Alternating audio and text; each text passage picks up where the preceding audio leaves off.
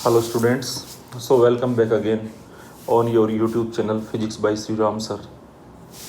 So बच्चों आज हम इलेक्ट्रोस्टैटिक्स वाला जो first chapter electric charges and field उसमें हम नेक्स्ट टॉपिक स्टार्ट कर रहे हैं। इससे पहले हमने ये वाले टॉपिक्स कवर कर लिए हैं। अभी मैं थोड़ा फोकस कर रहा हूँ एनसीईआरटी के ऊपर कि हम एनसीईआरटी के अकॉर्डिंग चलें। तो अगर इलेक्ट्रिक फील्ड लाइन से पहले देखें तो इलेक्ट्रिक फील्ड तक का पार्ट हम लोगों ने कंप्लीट कर लिया है। Electric field due two point charge, force between multiple charges, Coulomb's law. अभी हम इस वाले टॉपिक पर है जो हम आज पढ़ेंगे, ये वाला टॉपिक इलेक्ट्रिक फील्ड लाइंस। तो ये वाला टॉपिक आज हम कर रहे हैं। इससे पहले के टॉपिक्स कवर कर लिए, अभी उसमें क्वेश्चंस बहुत सारे करे हैं। अभी हमारा थोड़ा सा फोकस बोर्ड एग्ज़ाम को देखते हुए ये रहेगा कि हम एनसीईआरटी के अकॉर्डिंग सारे टॉपिक्स करते जाएं और एनसीईआरटी प्रॉब्लम्स और प्रीवियस ईयर बोर्ड प्रॉब्लम्स करते जाएं, ताकि एक बार थोड़ा सा, क्योंकि एग्ज़ाम बच्चों के सितंबर चल रहा है तो 4-5 महीनों का ही बच्चों के पास टाइम है। तो मेरा टारगेट अब ये है कि एक बार बोर्ड में अच्छा परफॉर्मेंस करें बच्चे, उसके लिए एनसीईआरटी फोकस्ड वीडियो बनाएं हम। मतलब उसमें हम ज़्यादा उस डेप्थ तक नहीं जा रहे जो हमें कॉम्पिटिटिव एग्ज़ाम के लिए रिक्वायर्ड होती है। थोड़ा एनसीईआरटी को फोकस कर लेते हैं। एनसीईआरटी कंप्लीट कर लेंगे, प्रीवियस ईयर बोर्ड कंप्लीट कर लेंगे, फिर हम बाद में थोड़ा सा हम उसमें फ्री टाइम में हम लोग फिर उस पर नीट और जेई के लेवल की जो थ्योरी एंड क्वेश्चंस है उस पर मूव करेंगे। तो चलिए बच्चों स्टार्ट करते हैं इलेक्ट्रिक फील्ड लाइंस। तो सबसे पहले दिमाग में क्वेश्चन आता है कि ये इलेक्ट्रिक फील्ड लाइंस की क्या ज़रूरत है। तो बच्चों क्या होता है कि कोई भी चार्ज जो होता है, चाहे वो पॉजिटिव चार्ज हो या नेगेटिव चार्ज हो, कोई भी चार्ज होता है तो उसके चारों तरफ हम लोगों ने पढ़ा था कि इलेक्ट्रिक फील्ड होता है। उसके चारों तरफ क्या होता है? इलेक्ट्रिक फील्ड होता है। अब ये इलेक्ट्रिक फील्ड है ना, कहीं पे कम होता है, कहीं पे ये वेक्टर क्वांटिटी है। इलेक्ट्रिक फील्ड बच्चों कैसी क्वांटिटी है? वेक्टर। वेक्टर मतलब इसके पास मैग्नीट्यूड भी है और इसके पास डायरेक्शन भी है। अब कहीं पे इसका मैग्नीट्यूड कम होता है, कहीं ज़्यादा होता है। जैसे चार्ज के पास वाले पॉइंट पे इलेक्ट्रिक फील्ड ज़्यादा होता है और दूर जाने पे कम होता है ई का वैल्यू। और डायरेक्शन भी बच्चों हम लोग देखे थे कि पॉजिटिव चार्ज के कारण किसी भी पॉइंट पे इलेक्ट्रिक फील्ड उस चार्ज के कारण अवे होता है, और अगर चार्ज नेगेटिव का है तो नेगेटिव टाइप के चार्ज के कारण किसी भी पॉइंट पे इलेक्ट्रिक फील्ड उस चार्ज की तरफ होता है। तो कहने का मतलब इलेक्ट्रिक फील्ड एक वेक्टर फील्ड है, और ये जो वेक्टर फील्ड है यही दो चार्जेस के बीच में फोर्सेस और उनके बीच में इंटरेक्शन के लिए रेस्पॉन्सिबल है। अगर ये वेक्टर फील्ड है तो इसके पास मैग्नीट्यूड डायरेक्शन दोनों है।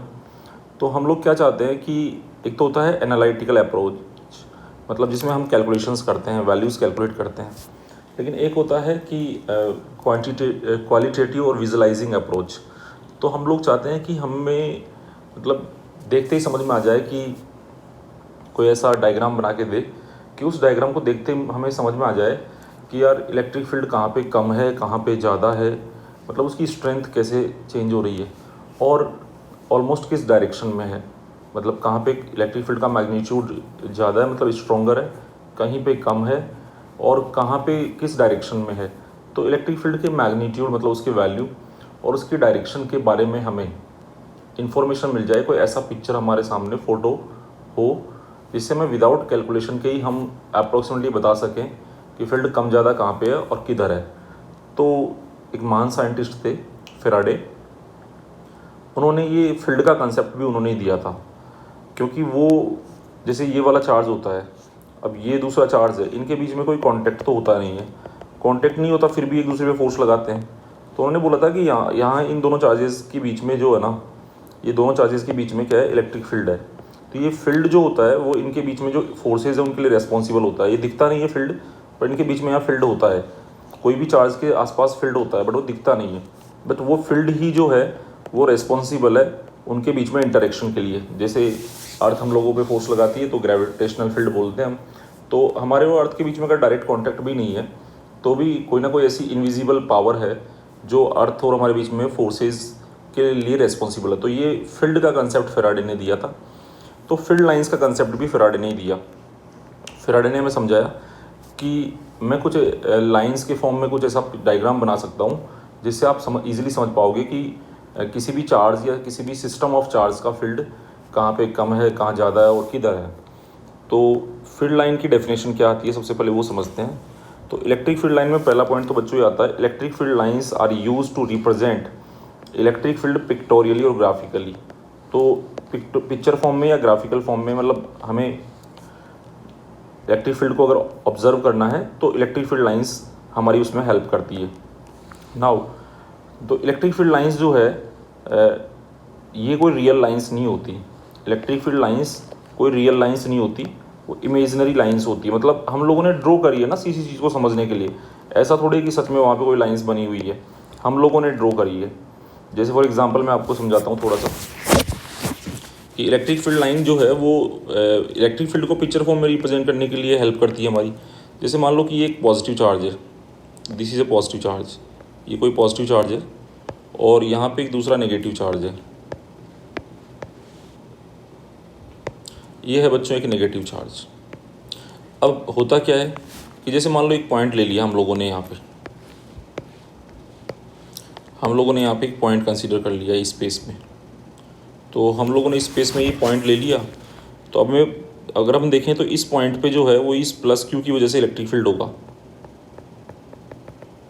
ये जो पॉइंट है, अगर हम कोई भी पॉइंट पिक कर लेते हैं तो इस पॉइंट पे जो प्लस क्यू चार्ज है उसकी वजह से बच्चों क्या होगा, इलेक्ट्रिक फील्ड होगा।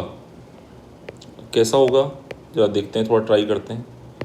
तो देखो ये कोई भी पॉइंट हमने पिक कर लिया है, अब ये जो पॉइंट है ये इससे इतना डिस्टेंस पर है और ये इस वाले से इतना डिस्टेंस पर है। जैसे बच्चों ये पॉइंट पिक किया, ऐसे हम एक और पॉइंट पिक कर लेते हैं, जैसे ये वाला पॉइंट। तो ये वाला पॉइंट इससे इतना डिस्टेंस पर है और इस वाले से इतना डिस्टेंस पर है। चलो दो पॉइंट से ही हम बात को समझने का ट्राई करेंगे।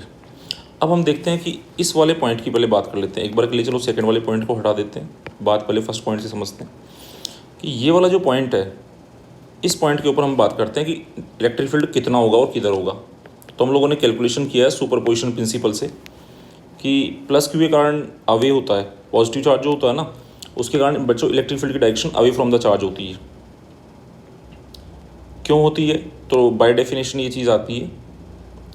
तो देखो इधर यहाँ पे एक छोटा सा पॉजिटिव चार्ज एज्यूम कर लो और देखो कि ये जो सोर्स है ये इस पर किधर फोर्स लगाएगा, धक्का ही मारेगा इसको इधर, तो इलेक्ट्रिक फील्ड की डायरेक्शन इधर है। तो ये हो गया electric field due to positive charge, ये पॉजिटिव चार्ज के कारण इलेक्ट्रिक फील्ड हो गया इधर। अच्छा नेगेटिव के कारण किधर होगा, टुवर्ड्स द चार्ज। लेकिन आप देख रहे हैं बच्चों कि यहाँ पे मैंने जो नेगेटिव वाला जो फील्ड बनाया है, इसमें मैंने जो लाइंस बनाई है, ये एरो बनाया है, आप देख पा रहे हैं कि ये मैंने छोटा एरो बनाया है, और ये जो प्लस वाला जो फील्ड बनाया है ना नेगेटिव के कारण किधर होता है, टुवर्ड्स द चार्ज। तो जो प्लस वाले की वजह से एरो मैंने बड़ा बनाया है और माइनस वाले की वजह से छोटा बनाया है। तो आपने पिछले लेक्चर्स देखे तो आप अच्छे से समझ पा रहे हैं कि ये पॉइंट जो है ना ये प्लस वाले चार्ज के पास है। ये दोनों चार्ज इक्वल वैल्यू के हैं, इक्वल मैग्नीट्यूड के हैं, लेकिन ये पॉइंट किसके पास है, प्लस वाले के ज़्यादा पास है। तो प्लस वाले की वजह से इलेक्ट्रिक फील्ड का मैग्नीट्यूड ज़्यादा होगा, और कोई भी वेक्टर का मैग्नीट्यूड ज़्यादा होता है तो उस वेक्टर की लेंथ कंपैरेटिवली ज़्यादा बनाते हैं। और ये जो माइनस वाला चार्ज है ना, इसकी वजह से इलेक्ट्रिक फील्ड, ये पॉइंट दूर रह गया इससे बहुत, तो इसकी वजह से इलेक्ट्रिक फील्ड यहाँ कम होगा वैल्यू वाइज, मैग्नीट्यूड वाइज। तो फिर कम होगा तो उसके वेक्टर की लेंथ छोटी बनाएंगे। ये काफ़ी इंपॉर्टेंट होता है बिकॉज विजुअलाइजेशन अगर ढंग से करना है तो ये चीज़ें ज़रूरी होती है। नाउ हम पैरेललोग्राम लॉ अप्लाई करते हैं कि यहाँ पे मुझे नेट इलेक्ट्रिक फील्ड निकालना है। तो इस पॉइंट पे, ये जो पॉइंट कंसीडर किया हमने, इस पे मुझे नेट इलेक्ट्रिक फील्ड चाहिए, तो मैं पैरेललोग्राम लॉ अप्लाई करता हूँ। तो यहाँ से मैं एक फर्स्ट वेक्टर के पैरेलल लाइन बनाता हूँ, एक मैं सेकंड वेक्टर के पैरेलल बनाता हूँ, और अब मैं यहाँ पे देखता हूँ कि नेट इलेक्ट्रिक फील्ड किधर आएगा। तो यहाँ पे जो नेट इलेक्ट्रिक फील्ड होगा वो डायगोनल बताएगा, ये डायगोनल यहाँ पे नेट इलेक्ट्रिक फील्ड को बता रहा है। एरो को थोड़ा मैं यहाँ पे फिनिश करता हूँ। तो यहाँ पे ये नेट इलेक्ट्रिक फील्ड आ गया। तो ये मैंने पैरेललोग्राम कंप्लीट किया और इस पॉइंट पे मैंने नेट इलेक्ट्रिक फील्ड की डायरेक्शन, अब इसमें जो नेट इलेक्ट्रिक फील्ड आया ना बच्चों, इसमें क्या हो रहा है कि ये जो एरो की लेंथ है ना ये तो वैल्यू को बता रही है, और ये जो टिप है ना ये डायरेक्शन को बता रहा है। तो इस चीज़ का ज़्यादा ध्यान रखें, ठीक है। चलो बच्चों एक पॉइंट और कंसीडर करते हैं, एक पॉइंट और ले लेते हैं समझने के लिए। जैसे फॉर एग्जांपल एक पॉइंट इधर नीचे वाली साइड ले लेते हैं, बिल्कुल मिडिल साइड ले लेते हैं यहाँ पे बीच में से। तो ये वाला पॉइंट हमने ले लिया। अब ये जो प्लस वाला है ना, इसके कारण यहाँ पे फील्ड किधर होगा, तो प्लस वाले के कारण अवे होता है, तो अवे बना देंगे ऐसे। ये हो गया electric field due to positive charge. और बच्चों माइनस वाले की तो तरफ होता है टूवर्ड्स द चार्ज, तो ये हमने यहाँ पे टूवर्ड्स द चार्ज बना दिया। बट यहाँ पे आप एक चीज़ नोटिस कर रहे हैं कि ये वाला एरो और ये वाला एरो हमने ऑलमोस्ट सेम लेंथ के बनाए हैं, बिकॉज ये दोनों चार्ज भी बच्चों सेम है और ये जो पॉइंट है वो भी ऑलमोस्ट सेम डिस्टेंस पे है। चलो फिर से हमने नेट फील्ड निकालना है। Net field is very important. Individual fields तो बच्चों यहाँ पे 2 चार्ज है, 2 की जगह 3 भी हो सकते हैं, 4 भी हो सकते हैं, पर हमारे लिए ज़्यादा इंपॉर्टेंट चीज़ क्या है, नेट फील्ड। तो यहाँ पे हमने ये पैरेललोग्राम कंप्लीट किया और पैरेललोग्राम कंप्लीट करके हमने पैरेललोग्राम का डायगोनल जो होगा वो नेट इलेक्ट्रिक फील्ड को बताएगा। तो यहाँ पे हमने डायगोनल बना दिया। तो ये डायगोनल में किसको बता रहा है, तो ये जो यहाँ पे ये नेट इलेक्ट्रिक फील्ड को बता रहा है, E net total electric field को बता रहा है। ऐसे ये वाला डायगोनल यहाँ पे किसको बता रहा है, ई नेट को बता रहा है। अब देखो बच्चों यहाँ पे हम क्या कर रहे हैं कि ऐसे जितने भी पॉइंट्स यहाँ पे है ना, सब पे नेट इलेक्ट्रिक फील्ड हम लोग कैलकुलेट कर सकते हैं पैरेललोग्राम लॉ से। अब बात आती है बच्चों इलेक्ट्रिक फील्ड लाइंस के ऊपर। तो देखो इलेक्ट्रिक फील्ड लाइन की एक डेफिनेशन है, इलेक्ट्रिक फील्ड लाइन की डेफिनेशन, ये इलेक्ट्रिक फील्ड लाइन की एक प्रॉपर्टी भी है और ये अपने आप में उसकी एक डेफिनेशन भी है। सो क्या है ये, तो ये अपने आप में इलेक्ट्रिक फील्ड लाइन की डेफिनेशन भी है और उसकी एक प्रॉपर्टी भी है। Tangent drawn at any point of electric field line, electric field line के किसी भी पॉइंट पे अगर हम क्या बनाते हैं, टेंजेंट बनाते हैं, represent the direction of net electric field means total electric field at that point. तो इसका मतलब ये हो गया कि इलेक्ट्रिक फील्ड लाइन की अपने आप में डेफिनेशन भी मान सकते हो। अगर एग्जाम में आपको लगता है कि डेफिनेशन पूछ सकता है तो डेफिनेशन में भी यही लिखना होता है कि आप थोड़ा इसमें ऐड कर सकते हैं बच्चे। अपन क्या ऐड कर देंगे, electric field line is an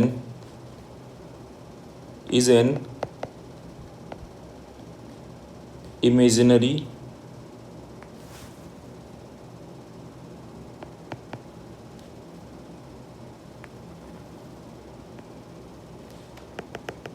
electric field line is an imaginary curve। अच्छा ये स्ट्रेट भी हो सकती है, such that electric field line क्या है, एक इमेजिनरी कर्व है, such that tangent drawn at any point, tangent drawn at any point, tangent drawn at any point of electric field line represent the direction of net electric field at that point. तो ये मतलब एक imaginary curve. अब देखो यहाँ से आपको बात कैसे समझ में आएगी। तो यहाँ पे क्या है, सारे ऐसे जैसे हमने इस पॉइंट पे निकाला ना, ऐसे लोगों ने सारे पॉइंट्स पे निकालते गए, वो सारे पॉइंट्स पे इलेक्ट्रिक फील्ड का ई नेट वेक्टर, ये ई नेट वेक्टर सारे पॉइंट्स पे निकालते गए। फिर उन्होंने जितने भी ई नेट वेक्टर्स थे ना, सबके बॉटम पॉइंट्स को उन्होंने ज्वाइन किया तो इलेक्ट्रिक फील्ड लाइन बन गई। देखो कैसे, तो अभी हम यहाँ पे ऐसा ही कर रहे हैं, तो अभी आप यहाँ पे देख पाएंगे।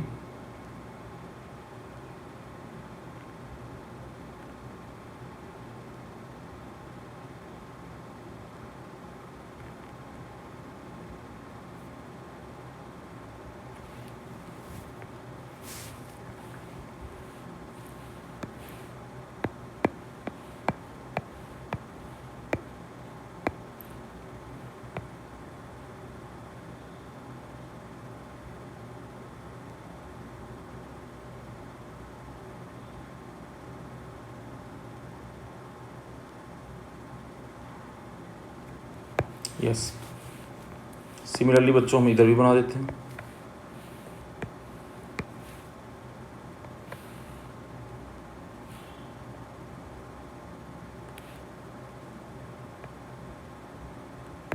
देखिए अब यहाँ पे हम लोगों ने ये इलेक्ट्रिक फील्ड लाइंस बना दी। अच्छा इसमें एरो मार्क करना जरूरी है क्योंकि फील्ड लाइंस किधर से किधर जा रही है। तो ये फील्ड लाइन का डायरेक्शन है, ये एरो बताना ज़रूरी होता है क्योंकि टेंजेंट उसी साइड बनाएंगे जिधर फील्ड लाइन जा रही होगी। बिकॉज यहाँ पे जैसे फॉर एग्जांपल बच्चों इस पॉइंट को अगर आप देखें तो इस वाले पॉइंट पर टेंजेंट हम इधर भी बना सकते हैं और टेंजेंट हम इधर भी बना सकते हैं, दोनों साइड में हम लोग टेंजेंट बना सकते हैं। बट नहीं, हमें टेंजेंट किधर बनानी है, जिधर फील्ड लाइन्स जा रही है, जिधर फील्ड लाइन का सेंस है। अब आप एक चीज़ नोटिस करें, इसमें क्या चीज़ नोटिस करने वाली है वो ये है कि जैसे हमने यहाँ पे क्या किया, फील्ड लाइंस तो बना दी कि प्लस से निकल के माइनस पे जा रही है। तो इस वाले पॉइंट पे एक चीज़ नोटिस करें, अगर इस पॉइंट पे मैं टेंजेंट बनाता हूँ तो वो इस पॉइंट पे नेट इलेक्ट्रिक फील्ड की डायरेक्शन को बताएगी। इस वाले पॉइंट पे ये जो इस पॉइंट का नाम मैं पी रख देता हूँ, तो ये जो टेंजेंट है it will represent the total electric field और net electric field at P. और अगर यहाँ पे आप देखें तो इस वाले पॉइंट पे टेंजेंट ये बन रही है, तो ये वाली टेंजेंट क्या कर रही है, ये वाली टेंजेंट इस पॉइंट पे नेट इलेक्ट्रिक फील्ड को बता रही है। नेट इलेक्ट्रिक फील्ड, इस पॉइंट का नाम क्यू रख देते हैं, एट क्यू। तो इसका मतलब क्या हुआ कि अगर मान लो मैं कोई भी इलेक्ट्रिक फील्ड लाइन होगी, उस जिस सेंस में होगी, जिधर वो इलेक्ट्रिक फील्ड लाइन जा रही होगी, अगर मैं उसके किसी पॉइंट पे टेंजेंट बनाता हूँ, ऐसे मैं टेंजेंट बनाते चलता हूँ, तो वो टेंजेंट्स मुझे क्या बता रही होगी हर बार, वो मुझे उन सारे पॉइंट्स पे टोटल इलेक्ट्रिक फील्ड की डायरेक्शन को बता रही होगी। तो यहीं से फील्ड लाइन की इंपॉर्टेंट प्रॉपर्टी और डेफिनेशन आती है। अब हमें आपको ऐसा नहीं सोचना चाहिए कि फील्ड लाइन एक पाथ होता है जिसपे पॉजिटिव चार्ज चलता है, ऐसा नहीं है बच्चों। आप कई बच्चे ऐसे सोच लेते हैं कि एक क्यू चार्ज है पॉजिटिव वाला, उसको हम छोड़ देंगे तो वो सीधा सीधा सीधा सीधा इस फील्ड लाइन पे चलेगा, ऐसा बिल्कुल भी नहीं है। फील्ड लाइन कोई वो रास्ता नहीं है जिसपे यूनिट पॉजिटिव चार्ज चलता है। कई बार हमने देखा है बच्चे सोचते हैं field line is a path on which unit positive charge travels, ऐसा बिल्कुल भी नहीं है।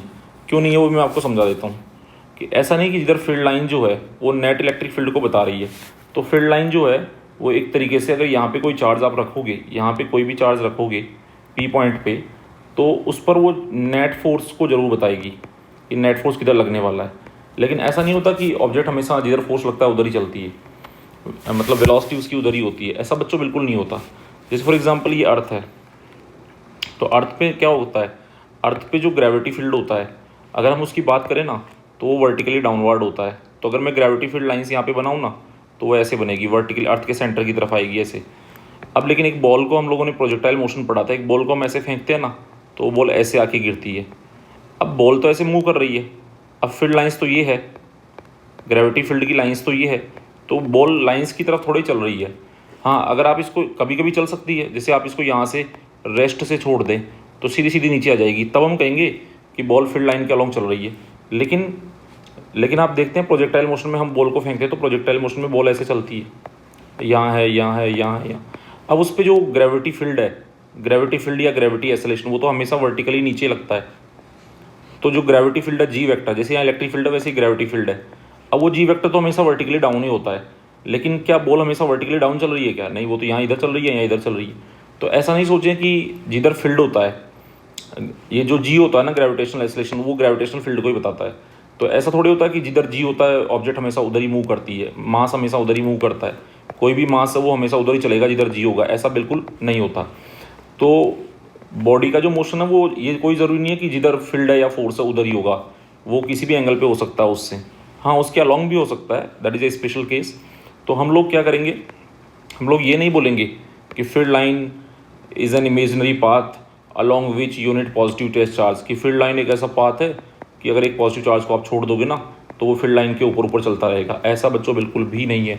फील्ड लाइन के ऊपर पार्टिकल, कोई भी चार्ज पार्टिकल फील्ड लाइन के अलॉन्ग कुछ स्पेशल केसेस में ही ट्रैवल करता है, हमेशा नहीं।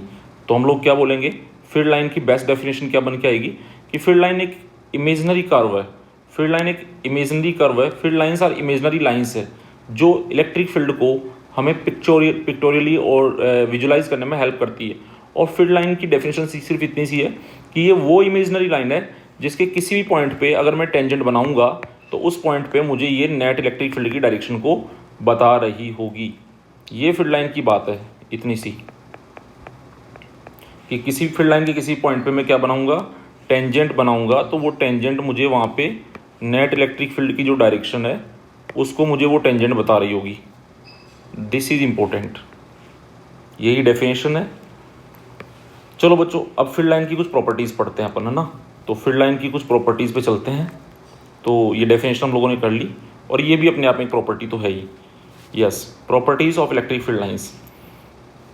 तो पहली प्रॉपर्टी पे बात करते हैं बच्चों। Electric field line start from positive charge and end to the negative charge.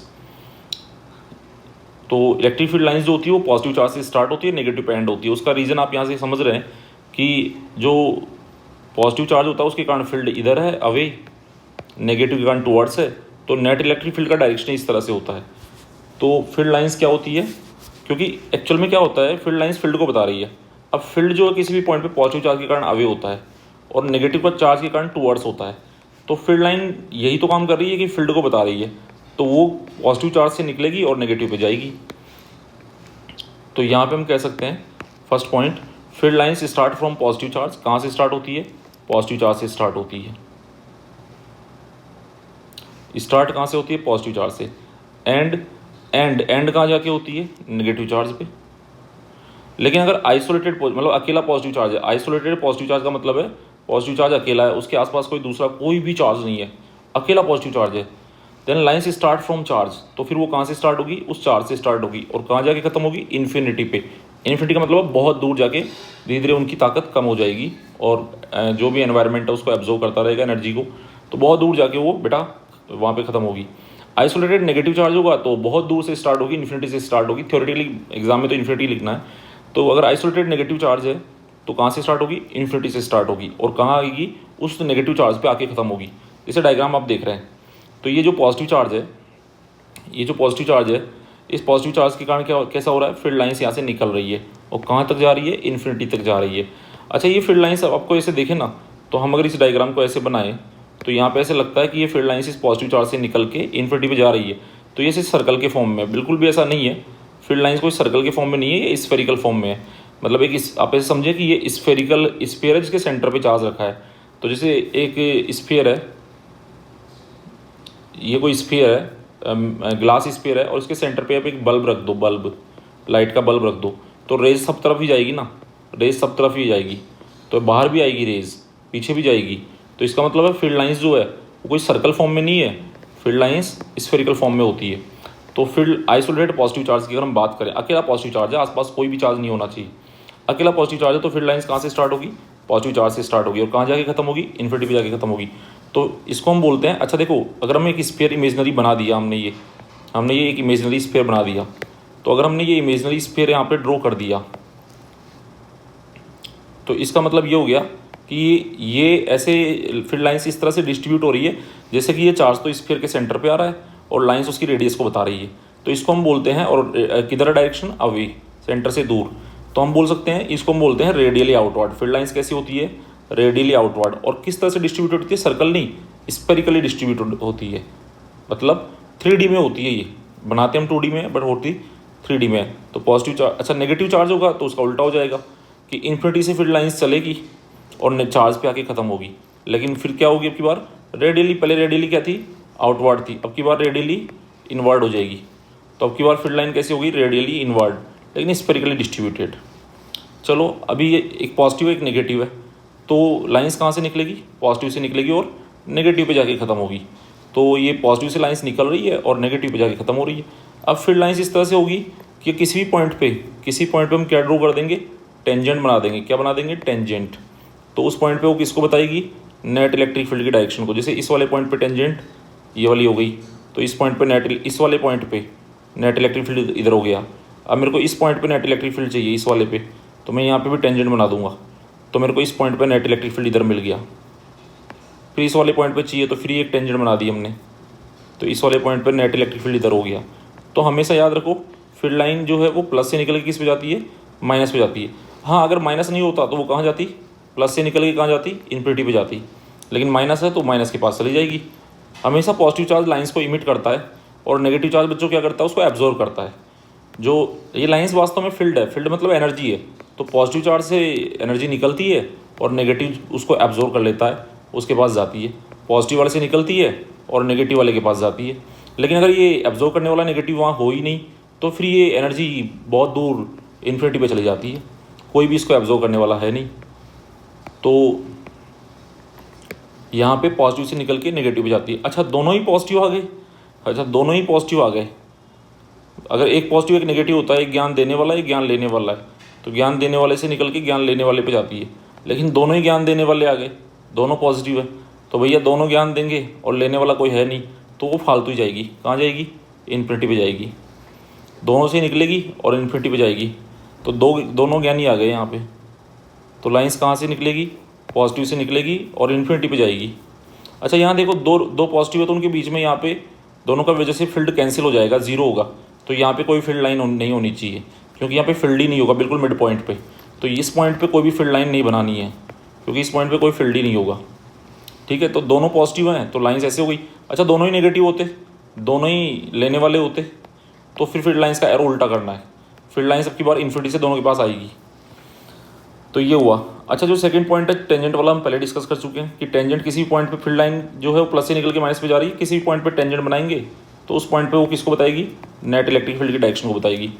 फिर अगला point, two electric field lines never intersect each other, why. तो दो लाइनें कभी भी इंटरसेक्ट नहीं करती, जैसे ये लाइन 1 है और ये लाइन 2 है। तो अब ये दोनों लाइनें यहाँ पे क्रॉस कर रही है ना, ये बात बिल्कुल गलत है। गलत क्यों है वो हमें बताना है। तो देखो अगर मैंने इस फील्ड लाइन की बात करें, फील्ड लाइन 1 की बात करें, तो मैंने इस पर टेंजेंट बनाई, तो ये टेंजेंट बोल रही है कि इधर आ रही है। तो इस पॉइंट पे, इस पी पॉइंट पे, पॉइंट तो एक ही है भाई, ये दोनों लाइनें जहाँ कट कर रही है, these two lines are intersecting at a point P. तो पॉइंट तो सिंगल पॉइंट है। अब सिंगल पॉइंट पे टोटल इलेक्ट्रिक फील्ड जो है ना वो किसी एक ही डायरेक्शन में होगा। अगर आप 10 नंबर्स को ऐड करें, 10 नंबर आपको दे दिए जाए और आपसे बोला जाए इन सबको ऐड करो, तो लास्ट में तो एक ही आंसर आएगा ना। ऐसे ही 10 इलेक्ट्रिक फील्ड है यहाँ पे, भले ही आसपास बहुत सारे चार्जेज है, 10 इलेक्ट्रिक फील्ड है, लेकिन उन सारे इलेक्ट्रिक फील्ड्स को आप ऐड करें तो नेट इलेक्ट्रिक फील्ड जो आएगा, टोटल इलेक्ट्रिक फील्ड जो आएगा उसका एक वैल्यू होगा, एक डायरेक्शन होगी। लेकिन अब ये फील्ड लाइन की पहली डेफिनेशन हमने पढ़ी है कि फील्ड लाइन के किसी भी पॉइंट पे अगर हम क्या बनाते हैं, टेंजेंट बनाते हैं, तो उस पॉइंट पे नेट इलेक्ट्रिक फील्ड की डायरेक्शन को बताती है। अब अगर मान लो कि दो फील्ड लाइन एक दूसरे को क्रॉस करेगी तो उस इंटरसेक्शन पॉइंट पे कितनी टेंजेंट बनेगी, पहली फील्ड लाइन के ऊपर एक टेंजेंट बनेगी और दूसरी टेंजेंट दूसरी फील्ड लाइन के ऊपर बनेगी। अब ये दोनों फील्ड लाइन, पहली फील्ड लाइन क्या बोलेगी कि ये पॉइंट मेरे ऊपर लाई कर रहा है तो नेट इलेक्ट्रिक फील्ड इस डायरेक्शन में होगा। फिर दूसरी लाइन बोलेगी नहीं ये पॉइंट तो मेरे ऊपर लाई कर रहा है, दूसरी लाइन बोलेगी ये पॉइंट तो मेरे ऊपर लाई कर रहा है तो नेट इलेक्ट्रिक फील्ड मेरे टेंजेंशियल होगा। अब ऐसा तो होगा नहीं कि नेट इलेक्ट्रिक फील्ड दो डायरेक्शन में हो जाएगा, क्योंकि अगर वो बच्चों वो दो डायरेक्शन में होगा तो फिर वो नेट किस बात का हुआ, फिर वो टोटल किस बात का हुआ, टोटल तो एक ही होता है। तो इसका मतलब ऐसा पॉसिबल नहीं है। तो हम इसका आंसर कैसे देंगे, if two lines were intersects then at point of intersection two tangents can be drawn. We shows that at a point of intersection net electric field will be in two different direction, but it is impossible because क्योंकि net electric field at a single point have single unique direction, किसी भी एक point पे net electric field हमेशा एक ही direction रख सकता है। That's why intersection of lines is impossible. तो कभी भी इनका पॉसिबल नहीं है इंटरसेक्ट करना। Now we move to next point, electric field lines never form close loops. अब ऐसा तो होगा नहीं कि पॉजिटिव से लाइन्स निकली और वापस पॉजिटिव पे ही आ जाएगी, क्योंकि ये तो बिल्कुल ये हो गया कि पॉजिटिव के कारण फील्ड अगर मैं ऐसे लाइन्स आ जाएगी तो अवे भी हो गया और टुवर्ड्स भी हो गया। दैट इज़ नॉट पॉसिबल कि पॉजिटिव के कारण फील्ड अवे होता है तो पॉजिटिव से निकलती है, नेगेटिव के पास जाती है। तो ऐसा नहीं होगा कि पॉजिटिव से निकल के वापस पॉजिटिव पे आ जाएगी, कि पॉजिटिव नेगेटिव को दे देगा तो नेगेटिव क्या वापस थोड़ी ना दे देगा। इस तरह से ये तो फिर भी सही है, प्लस से निकल के माइनस पे जाना या प्लस से निकल पे इन्फिनिटी पे जाना, ये बात तो बिल्कुल सही है। लेकिन ऐसा नहीं है कि प्लस से माइनस जाएगी और माइनस से प्लस आ जाएगी। ये है क्लोज लूप फॉर्मेशन कि प्लस से निकल के कहाँ गई माइनस और माइनस से वापस किस पे आ गई प्लस। ये है क्लोज लूप फॉर्मेशन जो कि रॉन्ग है, नहीं हो सकता। अब क्यों नहीं हो सकता, तो हम लोग क्या है 11th क्लास में हमने पढ़ा था दो टाइप के फील्ड होते हैं, एक होता है कंजर्वेटिव, एक होता है नॉन कंजर्वेटिव। तो ये हम सेकंड चैप्टर में इस बात को डिटेल में समझने वाले हैं कि कंजर्वेटिव नॉन कंजर्वेटिव वाला कॉन्सेप्ट क्या है। तो जो कंजर्वेटिव फील्ड होता है ना, तो ये इलेक्ट्रिक फील्ड है ना, जैसे ग्रेविटेशनल फील्ड की तरह ये भी कैसा है, जो स्टैटिक इलेक्ट्रिक फील्ड है, जो स्टैटिक रेस्ट वाले जो चार्जेस होते हैं वो जो इलेक्ट्रिक फील्ड क्रिएट कर रहे हैं ये वाला, जैसे ग्रेविटेशनल फील्ड होता है, ये क्या है कंजर्वेटिव होते हैं। अब कंजर्वेटिव क्या होते हैं वो तो हम आगे बात करेंगे। तो कंजर्वेटिव फील्ड की खास बात क्या होती है कि कंजर्वेटिव फील्ड जो है उसमें क्लोज लूप में अगर कोई भी पार्टिकल मूव करता है तो जो मूव कराने वाला है जो फील्ड है उसका टोटल वर्क डन जीरो होता है। तो अगर इलेक्ट्रिक फील्ड लाइन के केस में क्या होता है कि अगर ये electric field line close loop बनाएगी ना, तो जब कोई भी चार्ज इस क्लोज लूप में मूव करेगा तो इलेक्ट्रिक फील्ड का वर्क जीरो नहीं आएगा। लेकिन अगर ये कंजर्वेटिव फील्ड है तो क्लोज लूप में ये किसी भी चार्ज को घुमाएगा ना तो इसका वर्क डन जीरो आना चाहिए बच्चों। तो फिर अगर मान लो प्रूव हो चुका है कि ये कंजर्वेटिव फील्ड है, जो फील्ड लाइन अगर क्लोज लूप बना लेगी तो फिर वर्क डन क्लोज पाथ में मूव कराने में किसी भी चार्ज को जीरो नहीं आएगा। तो फिर ये इसकी प्रॉपर्टी गलत के अगेंस्ट हो गया। तो इसका मतलब ये हो गया बच्चों कि अगर फील्ड लाइंस क्लोज लूप बनाती है तो ये इलेक्ट्रिक फील्ड का जो कंजर्वेटिव नेचर है उसको वॉयलेट करवाती है, उसको वॉयलेट करती है। बट ऐसा नहीं है, इलेक्ट्रिक फील्ड कंजर्वेटिव फील्ड होता है, सो उसको ये वॉयलेट नहीं कर सकती, और वॉयलेट नहीं कर सकती तो ये क्लोज लूप नहीं बना सकती। बाकी डिटेल इसकी अच्छी तरह सेकंड चैप्टर में ही समझ आएगी। नाउ नेक्स्ट पॉइंट, कोई भी चार्ज होता है ना बच्चों, उससे कितनी लाइन्स निकलती है। अब जैसे में अब बल्ब होता है, एक बल्ब से कितनी रेज निकलती है, कितनी रेज निकलती है, तो आप बोलोगे कि सर इनफाइनाइट काउंट तो कर नहीं सकते। अरे काउंट तो नहीं कर सकते, लेकिन एक बात बताओ, मैं आपसे कह दूं, एक छोटे बच्चे से कह दूं कि एक 10 वॉट का बल्ब है, एक 20 वॉट का बल्ब है, लाइन्स तो इनफाइनाइट होती है, बल्ब से निकलने वाली रेज भी जो है, लाइट रेज, वो भी इनफाइनाइट होती है। लेकिन छोटे बच्चे को बोलें एक 10 वाट का बल्ब है और एक 20 वॉट का बल्ब है, आप रेज बनाओ, तो बच्चा क्या करेगा, यहाँ से 1 2 3 4 रेज बना देगा, है ना। और उसको पता है कि यार ये ज़्यादा पावर वाला है, तो इससे वो 4 की जगह 8 बना देगा, क्योंकि उसके दिमाग में क्या आएगा, और ये डबल पावर है, तो डबल पावर है तो वो 8 बना देगा। तो ये बच्चे को भी समझ है। लेकिन उससे हम बोलें कि बेटा ये आसपास कोई दूसरा बल्ब नहीं है, केवल ये 10 वाट वाला बल्ब है, इसके लिए रेज बनाओ, इस 20 वाट वाले को भूल जाओ, सिर्फ 10 वाट वाले के लिए रेज बनाओ आप, लाइट रेज। तो वो उसके दिमाग में आएगा यार कितनी बनाऊँ, तो बच्चे के दिमाग में जब आएगा कि कितनी बनाऊँ, लाइट रेज तो इनफाइनाइट होती है, तो जितनी उसकी मर्जी पड़ेगी उतनी बना देगा, जितनी उसकी मर्जी पड़ेगी उतनी बना देगा। जब उसको लगेगा कि यार अब बन नहीं पा रही, डायग्राम खराब होता जा रहा है, तो वो रुक जाएगा, लेकिन वो कितनी बना देगा। लेकिन जब हम 10 और 20 दो दे देंगे उसको, तब फिर वो कंपेयर करने लग जाएगा कि अच्छा इसके लिए मैं अगर 10 वाट वाले के लिए मैं 10 बनाऊंगा, तो 20 वाट वाले के लिए मुझे 20 उसकी डबल बनानी पड़ेगी। 10 वाट वाले के लिए 5 बनाऊंगा, तो 20 वाट वाले के लिए मुझे 10 रेज बनानी पड़ेगी। तो जब दो चार्जेस आते हैं ना, तब कंपेरिजन होता है। अकेले चार्ज से कितनी बना सकते हैं, क्योंकि ये जो फील्ड लाइंस होती है ना, किसी भी चार्ज से निकलती है, या ये जो रेज होती है जो किसी लाइट सोर्स से निकलती है, ये एक क्वालिटेटिव कंसेप्ट है, ये एनर्जी है। मतलब ये लाइंस तो इनको रिप्रेजेंट करने का तरीका है, और ये जो लाइंस है ना, ये तो इनफाइनाइट होती है। तो इनफाइनाइट होती है, लेकिन फिर भी समझने के लिए ड्रॉ तो करते ही है। ड्रॉ तो फाइनाइट ही कर सकते हैं, इनफाइनाइट तो ड्रॉ नहीं कर सकते। तो इसका मतलब क्या हुआ घूम फिर के, कि लाइंस तो अकेला अगर कोई चार्ज है तब तो आप कितनी बना लो, बट जब दो कंपेरिजन में आ जाएंगे तो कॉन्सेप्ट क्या काम करता है कि किसी भी चार्ज से आप जो नंबर ऑफ लाइंस बनाओगे, वो उस चार्ज के मैग्नीट्यूड के प्रोपोर्शन में बनाओगे। मतलब अगर एक चार्ज 1 कूलम का है, एक 2 कूलम का है, तो 1 कूलम वाले से जो रेज बनेगी उससे डबल रेज 2 कूलम वाले से बनेगी। अच्छा ये -2 में भी चलेगा, एक 1 है एक -2 है, तब भी 1 कूलम वाले से जो रेज बनेगी उसकी डबल -2 वाले से बनेगी। यहाँ पे लाइंस का जो है वो चार्ज के मैग्नीट्यूड से रिलेशन होता है, ना कि उसके साइन से। साइन तो ये बताता है कि लाइंस जाएगी या आएगी। तो यहाँ पे number of electric field lines जो हम बनाने वाले हैं ना बच्चों, वो चार्ज के मैग्नीट्यूड के हिसाब से बनाने वाले। अगर अकेला चार्ज है तो आप कितनी बना दो, बस 2 या 3 हो गए, तो वहाँ पे आपको चार्ज के रेशियो में ही लाइंस का रेशियो बनाना है। So number of electric field lines drawn for a charge is proportional to magnitude of charge. जैसे इस डायग्राम को देखिए, 1 कूलम के लिए अगर आप 4 लाइन बनाते हैं, है ना, तो 4 कूलम के लिए आपको उसकी 4 टाइम्स ज़्यादा, चार्ज का वैल्यू 4 टाइम्स हो गया, तो लाइंस का नंबर भी 4 टाइम्स बनाना पड़ेगा। तो इसलिए आप छोटे वाले चार्ज के लिए कम बनाएं, तो बड़े वाले के लिए भी आपको कमी ड्रॉ करनी पड़ेगी। अब जैसे 0.5 कूलम है, तो 0.5 कूलम मतलब हाफ कूलम हो गया, उसके लिए 2 बनाई, 1 कूलम के लिए 4 बनाई, 4 कूलम के लिए उसकी 4 टाइम्स 16 बनाई। अब बस फ़र्क क्या होता है, प्लस माइनस का फ़र्क तो ये होता है कि लाइंस बाहर निकलते हुए बनानी है कि वो चार्ज की तरफ आते हुए, तो डायरेक्शन का फ़र्क पड़ता है। बाकी कितनी बनानी है वो तो चार्ज के रेशियो में होगा। कई बार एग्जाम में क्वेश्चन भी आता है, हम लोगों ने ऐसा पढ़ा है कि लाइंस प्लस से निकल के माइनस पे जाती है, और माइनस वहाँ नहीं होता है, तो फिर वो लाइंस कहाँ जाती है, इन्फिनिटी पे जाती है। तो इससे कई बार एग्जाम में आ जाता है कि एक +4 कूलम है और एक -2 कूलम है, तो इलेक्ट्रिक फील्ड लाइंस बनाइए। तो बच्चों को क्या लगता है, बच्चे बहुत अच्छा सा काम करते हैं, वो क्या करते हैं, सीधा सीधा लाइंस प्लस से निकाल के माइनस पे ख़त्म करके बना देते हैं। अब देखो बच्चों, ये लाइंस क्या है, ये लाइंस एनर्जी है अपने आप में, ये लाइंस इलेक्ट्रिक फील्ड को बता रही है, एनर्जी है। अब ये +4 कूलम है ना, ये एनर्जी इमिट कर रहा है, और माइनस वाला उसको एब्जॉर्ब कर रहा है। मतलब +4 कूलम ज्ञान दे रहा है और -2 कूलम ज्ञान ले रहा है। अब बच्चों होगा क्या, ये जो +4 कूलम जो ज्ञान देगा ना, उसका जो आधा, लेकिन इधर इसका वैल्यू तो उसका हाफ ही है, तो ये उसका आधा ज्ञान ही ले सकता है। इसके अंदर एब्जॉर्ब करने की इतनी स्ट्रेंथ ही नहीं है। इसने इसको 1 घंटे लेक्चर दिया, उसमें से 5 इंपॉर्टेंट बातें बताई, 6 इंपॉर्टेंट बातें बताई, बट ये बेचारा 3 ही ग्रहण कर पाएगा, क्योंकि इसका वैल्यू उसका हाफ है, तो ये पूरी एनर्जी को एब्जॉर्ब नहीं कर सकता।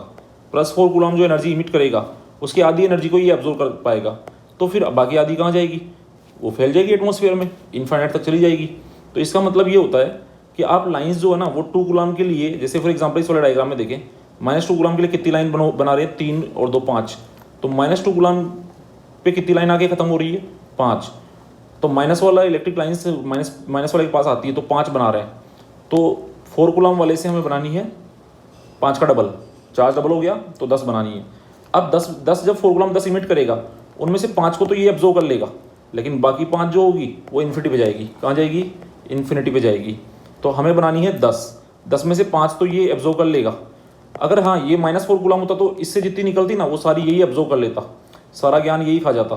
तो इसका मतलब है फिर तो सही होता, इन्फिनिटी पे कोई नहीं जाती। लेकिन इस वाले केस में क्या होगा, +4 कूलम से 10 बनाएंगे तो 5 ही एब्जॉर्ब कर पाएगा ये, बाकी 5 इन्फिनिटी पे जाएगी। तो इस तरह का कंसेप्ट हमें ध्यान रखना है। नाउ हम नेक्स्ट पॉइंट पे चलते हैं बच्चों, नेक्स्ट पॉइंट समझते हैं। तो देखो नेक्स्ट पॉइंट क्या है, थोड़ा सा अगर हम इसको देखें तो यहाँ पे एक कंसेप्ट है जो हम लोग समझने की ट्राई करते हैं। तो ये कंसेप्ट क्या है बच्चों, चलो बच्चों इस लेक्चर में इतना सफिशिएंट है। ये वाला कंसेप्ट के साथ क्वेश्चंस करेंगे हम इलेक्ट्रिक फील्ड लाइंस के, and we will do that in next lecture. Thank you so much बच्चों for watching this video. Please like share and subscribe.